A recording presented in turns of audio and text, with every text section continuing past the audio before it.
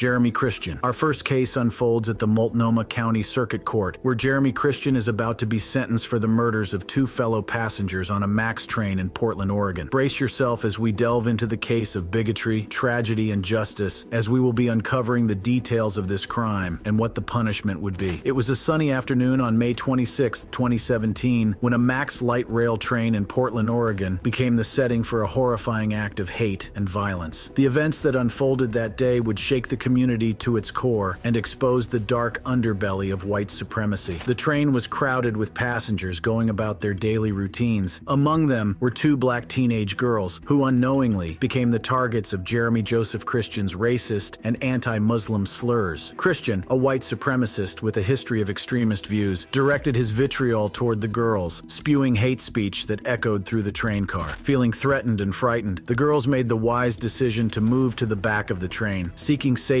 from the verbal assault. Little did they know that their actions would set in motion a series of events that would forever change their lives and the lives of those around them. As the girls sought refuge, two courageous men, Taliesin Mirdan Namkai Meche and Micah David Cole Fletcher, stepped forward to defend them. Namkai Meche and Fletcher confronted Christian, urging him to stop the hate speech and bigotry. But Christian's response was far from peaceful. In a shocking turn of events, he pulled out a knife, brandishing it with a menacing intent. The train car descended into chaos as panic and fear gripped the passengers. In a fit of rage, Christian lunged at Namkai Meche, stabbing him in the neck. Fletcher too fell victim to Christian's violent attack, and tragically, another passenger, Ricky John Best, who had tried to intervene, was also stabbed. The train car became a scene of unimaginable horror. In the midst of the chaos, Christian seized the opportunity to escape. He fled the scene, leaving behind a trail of devastation and shattered lives. The police were quickly alerted to the situation and launched a manhunt to apprehend Christian. Eventually, the authorities caught up with Christian, bringing him into custody. Unfortunately, Ricky Best and Namkai Meche died from their stab wounds. The attack on the MAX train sent shockwaves through the community, but it also brought people together. The attack garnered national attention, with politicians, civil rights groups, and everyday citizens condemning the act of violence and calling for justice. The incident became a rallying cry to confront the deep-rooted issues of hate speech, racism, and Islamophobia that plague our society. The trial of Jeremy Joseph Christian gripped the nation as the community sought justice for the lives lost and the wounds inflicted on that fateful day. Witnesses took the stand, recounting the horrifying events on the MAX train. Micah David Cole Fletcher, one of the survivors, bravely shared his harrowing experience, providing crucial testimony that would help piece together the sequence of events. The families of the victims, Taliesin Namkai Meche and Ricky John Best, delivered emotional impact statements, their voices filled with grief and anger. They spoke of the profound loss they had endured and the void left by the absence of their loved ones. After careful consideration of the evidence and the impact statements, Multnomah County Circuit Judge Cheryl Albrecht delivered her verdict. She found Jeremy Joseph Christian guilty on all counts, leaving no room for doubt or leniency. The courtroom fell silent as Judge Albrecht pronounced the sentence. Jeremy Joseph Christian received 2 consecutive life sentences and would spend the rest of his life in prison, with no chance of ever getting out. Unfortunately, Christian didn't react well to his sentence and had a dramatic outburst in court, showing no remorse for his actions.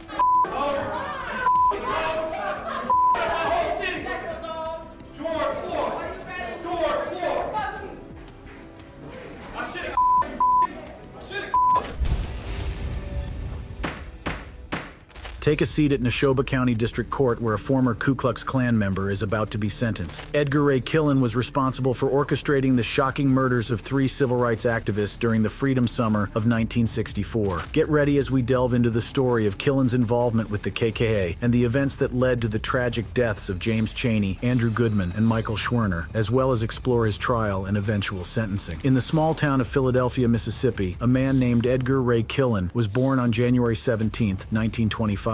As the oldest of 8 children, Killen grew up in a deeply segregated and racially divided society, but it was his later involvement with the Ku Klux Klan that would forever mark his name in history. Killen was raised in a community where white supremacy was deeply ingrained. Killen's involvement with the Ku Klux Klan began when he became a Kleagle, or Clavern recruiter and organizer, for the Neshoba and Lauderdale County chapters. As a Kleagle, Killen was responsible for recruiting new members and spreading the Klan's message of white supremacy. The Ku Klux Klan, a white supremacist supremacist organization, was known for its acts of violence and intimidation against African Americans and those who supported civil rights. Killen embraced the Klan's ideology and became a key figure in the organization. But it was during the Freedom Summer of 1964 that Killen's involvement with the Klan took a sinister turn. James Chaney, a young black man from Meridian, Mississippi, Andrew Goodman, and Michael Schwerner, two Jewish men from New York, traveled to Mississippi to participate in voter registration efforts and support the civil rights movement. Little did they know that their lives were in grave danger. Killen, along with Deputy Sheriff Cecil Price, assembled a group of armed men who conspired against, pursued, and ultimately killed the three civil rights workers. Samuel Bowers, the Grand Wizard of the local White Knights of the Ku Klux Klan, had ordered the murders to take place, and Killen, as acknowledged by Bowers himself, was the main instigator. The state of Mississippi, at the time, made little effort to prosecute those responsible for the murders. It was only through the efforts of Attorney General Robert F. Kennedy and the Federal Bureau of Investigation that justice began to be sought. In December 1964, a grand jury was convened, and the trial, which took place in 1966, was held at the federal courthouse of Meridian. The all-white jury convicted 7 conspirators, including the deputy sheriff, and acquitted 8 others. However, for Killen and 2 others, the trial ended in a hung jury. Despite the mistrial, the case brought national attention to the violence and resistance faced by those fighting for civil rights. It was a pivotal moment in the history of the civil rights movement. More than 20 years later, investigative reporter Jerry Mitchell dedicated himself to uncovering the truth and seeking justice for the victims. Mitchell's relentless pursuit of new evidence and witnesses led to the reopening of the case. In 2005, Killen was finally brought to trial. As the trial progressed, shocking details emerged. It was revealed that Killen had not only planned the murders, but had also arranged for the bulldozer that buried the victims' bodies in an earthen dam. After days of deliberation, the jury reached a verdict on June 21, 2005, exactly 41 years after the murders took place. The 80-year-old Killen, attending the trial in a wheelchair, was found guilty of manslaughter for his role in recruiting the mob that carried out the killings. The jury rejected the murder charges, but held him accountable for his actions. It was a bittersweet moment for the victims' families, who had waited decades for justice to be served. Circuit Judge Marcus Gordon, in his sentencing remarks on June 23, 2005, emphasized the gravity of the crimes committed by Killen. He stated that each life lost was valuable and that the law made no distinction of age for the crime. Circuit Judge Marcus Gordon sentenced Killen to the maximum sentence of 60 years in prison, with 20 years for each count of manslaughter, to be served consecutively. As his sentence was read, Killen unsurprisingly displayed no emotions at all. The sentencing marked a significant moment in the history of the civil rights movement. It sent a powerful message that those who perpetrate acts of hate and violence will be held accountable, no matter how much time has passed.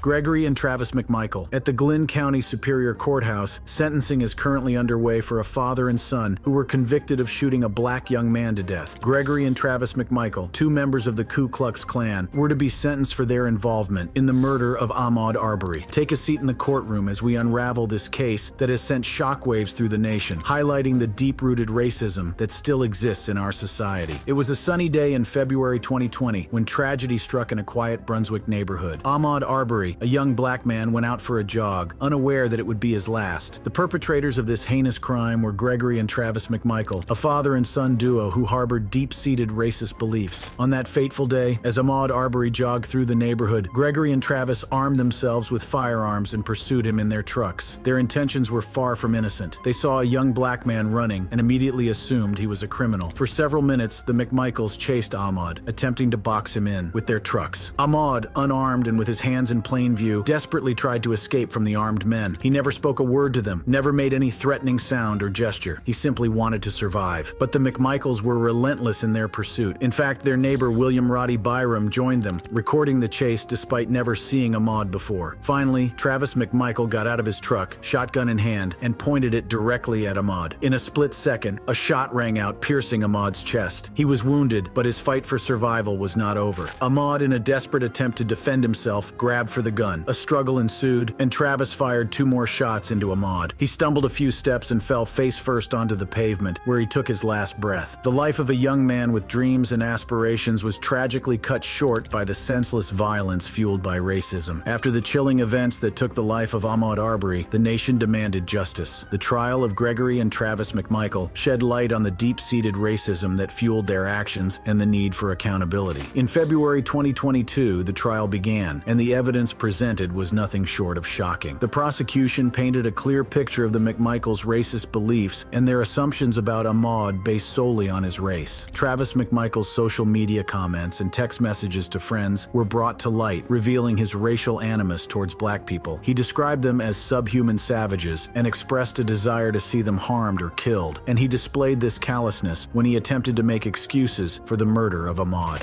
It was obvious that he was attacking me, that if he would have got the shotgun from me, then it was this is a life or death situation. Witnesses testified about Gregory McMichael's deeply racist comments to people he barely knew. His disdain for black people was evident in his derogatory remarks and his belief that they were nothing but trouble. The jury were also presented with racist text messages from Roddy Bryan, the neighbor who joined the pursuit. His derogatory language towards black people further highlighted the deeply ingrained prejudice within this group. The evidence was overwhelming, and the jury reached a verdict. In November 2021, Gregory and Travis McMichael were sentenced to life in prison without the possibility of parole. With regard to the sentence in this case, as to Travis McMichael, Mr. McMichael, the court sentences you as follows. Count 1, malice murder, life without the possibility of parole. But justice didn't stop there. In August of the same year, the McMichaels were once again given a life sentence after being found guilty of federal hate crimes. Roddy Bryan, on the other hand, was sentenced to 35 years for his role in the murders.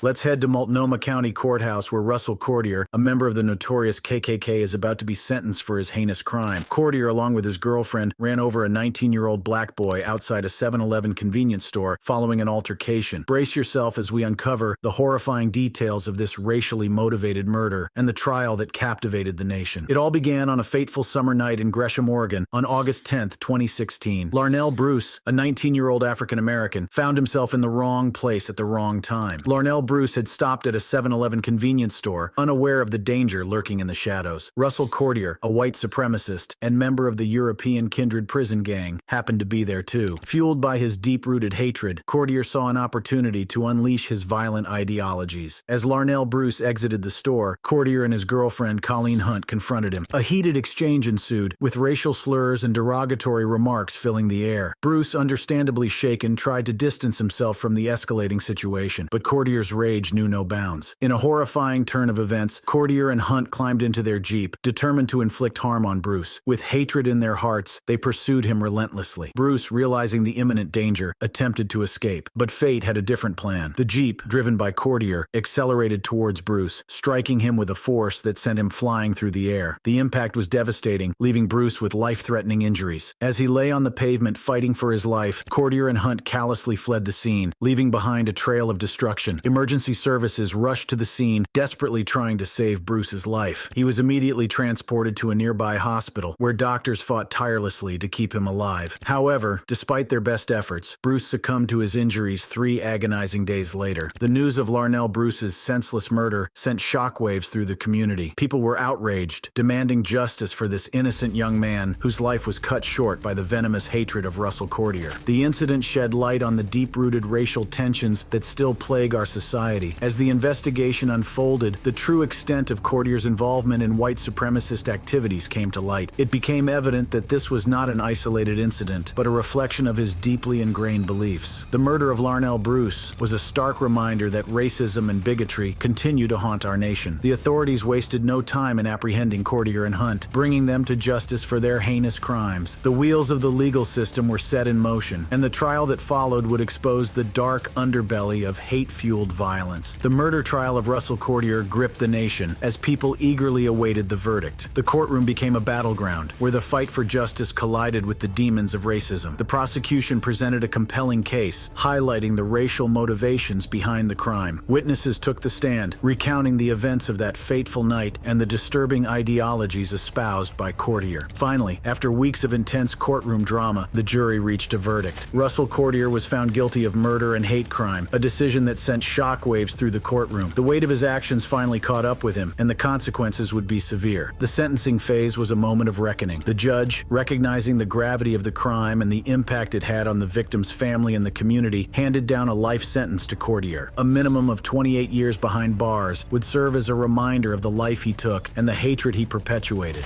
But the victim's family believes it was all for show. The judge says he was driven by hate and anger when he ran over and killed Larnell. As his sentence was read, Courtier was caught on camera crying. Colleen Hunt, Courtier's girlfriend and accomplice, also faced the consequences of her actions. She pleaded guilty to manslaughter and received a 10-year sentence. While not as severe as Courtier's punishment, it was a reminder that participation in such heinous acts would not go unpunished.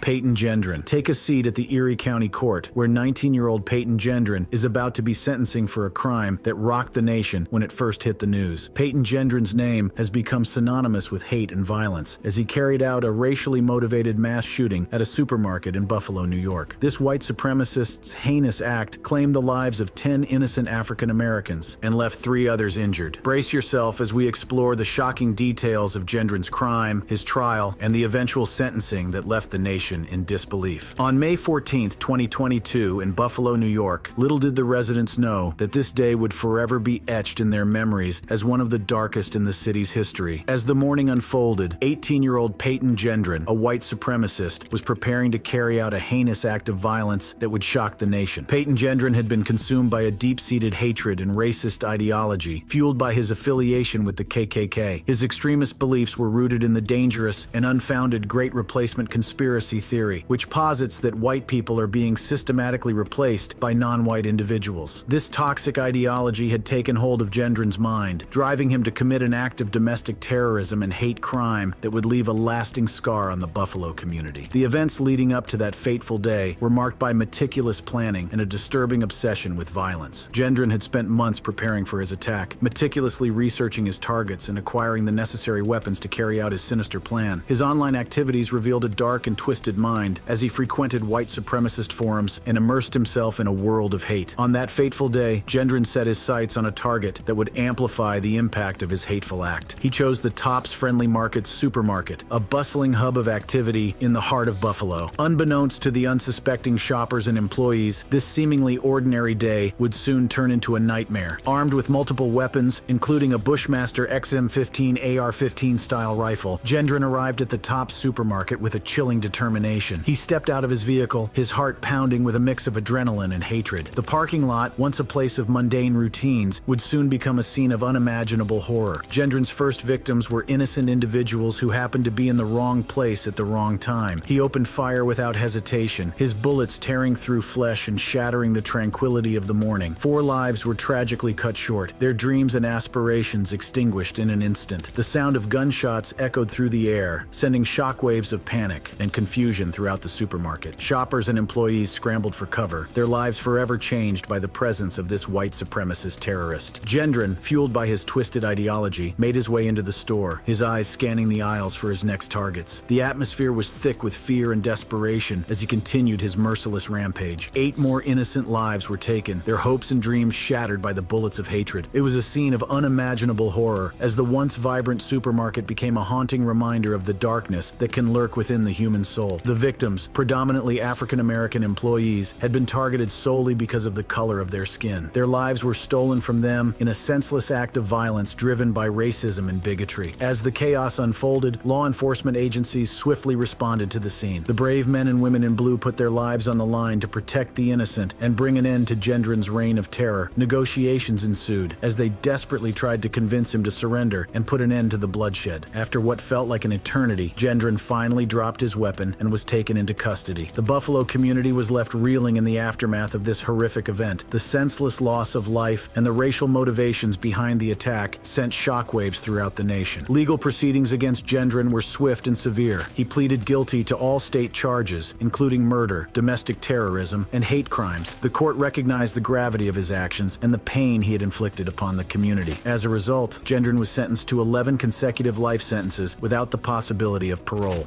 The damage you have caused is too great, and the people you have hurt are too valuable to this community. You will never see the light of day as a free man ever again.